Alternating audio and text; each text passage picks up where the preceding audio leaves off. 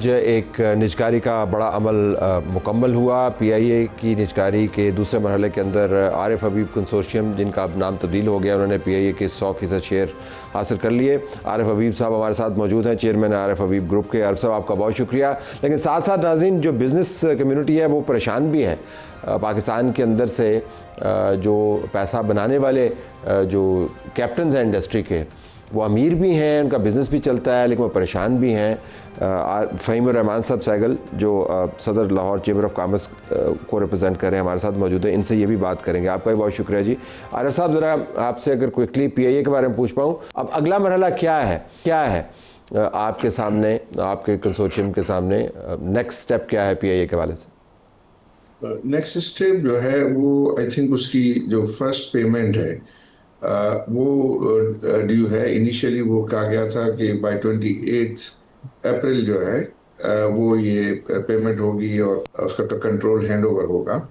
تو وہ کچھ گورنمنٹ کو جو ہے وہ کنڈیشن پریسیڈنٹس میٹ کرنی ہے، تو آئی بلیو اس میں تھوڑے سے دن کچھ اور لگ جائیں تو ایسا فیل ہوتا ہے کہ انشاءاللہ بائی 15 مئی جو ہے وہ یہ جو ہے کنٹرول جو ہے وہ ٹرانسفر ہو سکے گا۔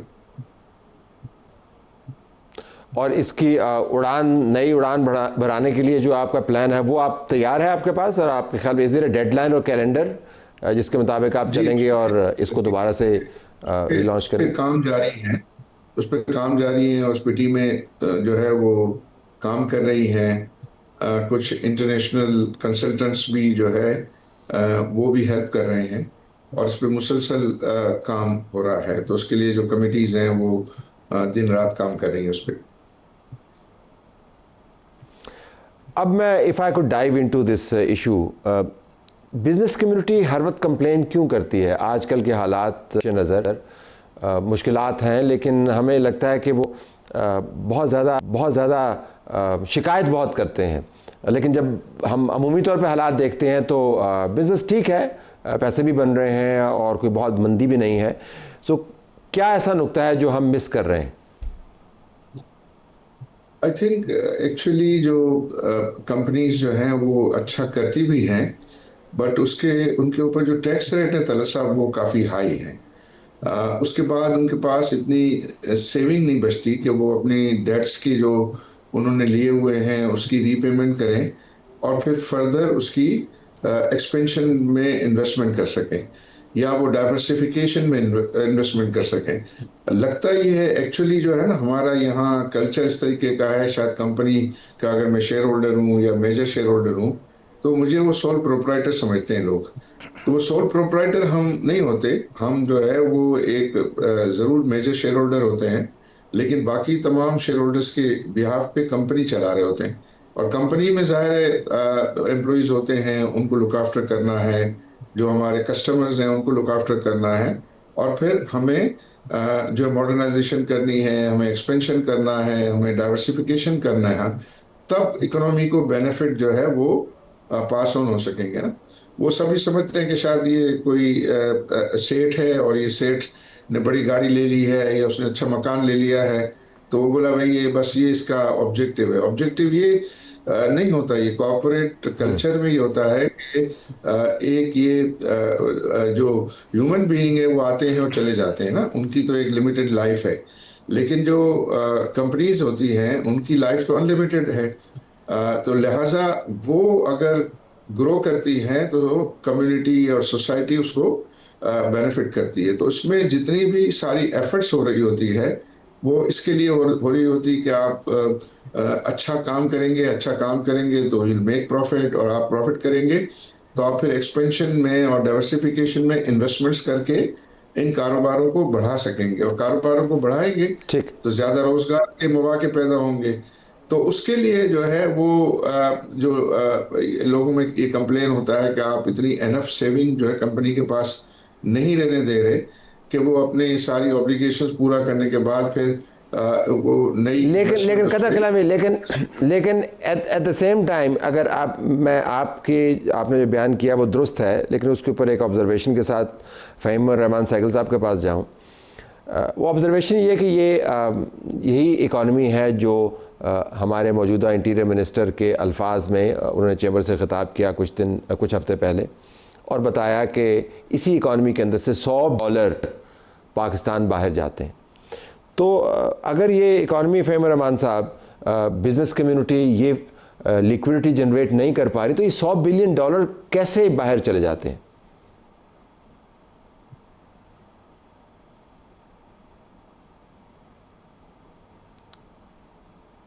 Sahil Saab, I think there's a problem with that. Arif Saab, if I could put this question to you, go ahead.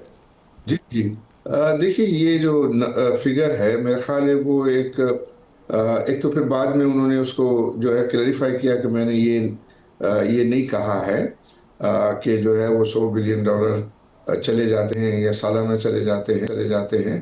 یہ پچھلے دنوں جو ایمنسٹی بھی آئی تھی صاحب آپ کو، اور مجھے پتا ہے کہ بہت لیمیٹڈ اماؤنٹ جو ہے وہ ڈکلیئر ہوا تھا ایمنسٹی میں. تو ڈیفینیٹلی وہ پیسے جاتے ہیں جو کرپشن والے پیسے جو ہے وہ ضرور جاتے ہیں، کیونکہ وہ پیسے یہاں وہ سیکیور نہیں سمجھتے، تو ان کے لیے اور کوئی راستہ ہی نہیں ہے کہ وہ پیسے باہر کریں. وہاں پھر وہ ریٹرن وغیرہ کا کنسیڈریشن نہیں ہوتا، بس ان کا یہ ہے کہ وہ پیسے ہمارے ہوں گے، ادھر پاکستان میں ہوں گے تو ہم کہیں نہ کہیں جو ہے وہ پکڑے جائیں گے. جو بزنسز ہیں، آئی تھنک بزنسز میں ایک وقت تھا کہ جب پاکستان مسلسل روپیہ ویک ہو رہا تھا، تب لوگ جو ہے وہ روپے کو ڈالر میں کنورٹ کر کے پیسے باہر رکھتے تھے. لیکن اب 2.5-3 سال سے تو روپیہ اسٹیبل ہے، تو اس کی وہ وائبل جو ہے وہ نہیں ہے باہر جو ہے وہ پیسے جو ہے وہ بھیج. لیکن دبئی میں ہمارے لسٹڈ جو ہماری انویسٹمنٹس ہیں وہ $10 بلین کی ہیں، اور اگر آپ یو کے کی پراپرٹی کی مارکیٹ کو دیکھیں تو one of the biggest leading buyers وہ پاکستانی ہیں. تو ظاہر ہے کہیں نہ کہیں سے تو پیسہ جنریٹ ہو رہا ہے.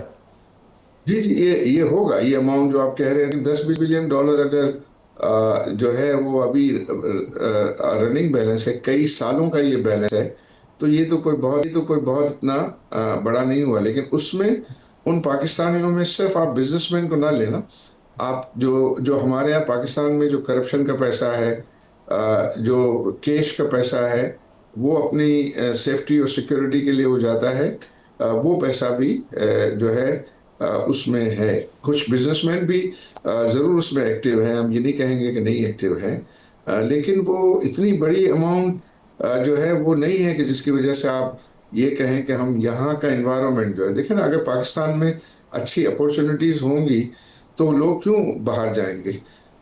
اور یہ ہے کہ پاکستان میں ایسا بھی نہیں ہے کہ اپورچونٹیز نہیں ہیں، اگر کوئی صحیح کام کرنے والے ہیں تو ان کے لیے بھی جو ہے. لیکن آئی تھنک کچھ ایشوز اور پرابلم ہے، اور وہ پرابلم اگر ہم اس کو بہتر کر لیں تو آئی بلیو کہ ہم زیادہ روزگار پیدا کر سکتے ہیں، زیادہ جاب کریٹ کر سکتے ہیں، زیادہ سائز. مجھے فہیم الرحمان صاحب کے پاس جانا ہے. If you could allow me. I am sorry Faheem sahab, آپ کے ساتھ رابطہ منقطع ہو گیا. ٹیل اس بریفلی، کیونکہ ٹائم بھی تھوڑا رہ گیا ہے، مقدمہ کیا ہے بزنس کمیونٹی کا، اس کے علاوہ جو بھی عارف صاحب نے بات کی؟ دیکھیں جی، مقدمہ سب سے پہلے تو دیکھیں نا کہ آپ اگر $100 بلین کی بات کرتے ہیں، یہ تو پیسہ چلا کیسے گیا؟ یعنی آپ کے جو دوسرے ادارے ہیں وہ کیا کر رہے ہیں؟ قطع نظر اس بات کے کہ پیسہ باہر نہیں جانا چاہیے. اور جو میں اس بات کو آگے لے کے چلوں گا، عارف صاحب نے جو بات کی، اگر آپ کے ملک میں ایسے انوائرمنٹ یعنی فرینڈلی انوائرمنٹ ہیں، کنڈیوسیو انوائرمنٹ ہے آپ کے بزنسز کے لیے، آپ کے یہاں کاسٹ آف ڈوئنگ بزنس اچھی ہے، آپ کے یہاں جو ایز آف ڈوئنگ بزنس کے پیرامیٹر ٹھیک ہیں. اب آپ ہمارے یہاں جب ٹیکسیشن کی بات ہوتی ہے تو کارپوریٹ سیکٹر کا آپ ٹیکس اگر دیکھیں تو 55% سے زائد بنتا ہے.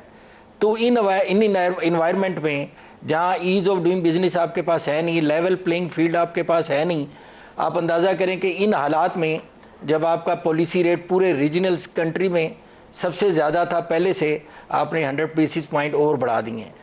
اب آپ بتائیں کہ ہم نے ایکسپورٹ اب پچھلے کچھ دنوں کی اگر آپ فگر دیکھیں تو ہماری جو ایکسپورٹ ہیں وہ تقریباً 8% کم ہو گئی ہیں، وائل اوور جو امپورٹ ہیں وہ 6.5% بڑھ گئی ہیں. تو اندازہ لگائیں کہ ہمارا جو لیکن غیر معمولی حالات بھی تھے نا فہیم صاحب، these are exceptional circumstances. یہ جی آپ کو پتہ ہے یہ غیر معمولی صورتحال ہے سر. یہ چیز جی یہ بالکل غیر معمولی صورتحال ہے. تو اسی اسٹیٹ کا کام ہے انہی صورتحال میں اپنے آپ کو کیسے ایگزسٹ کر رہے ہیں, اپنے آپ کو کیسے سٹیبل رکھنا ہے.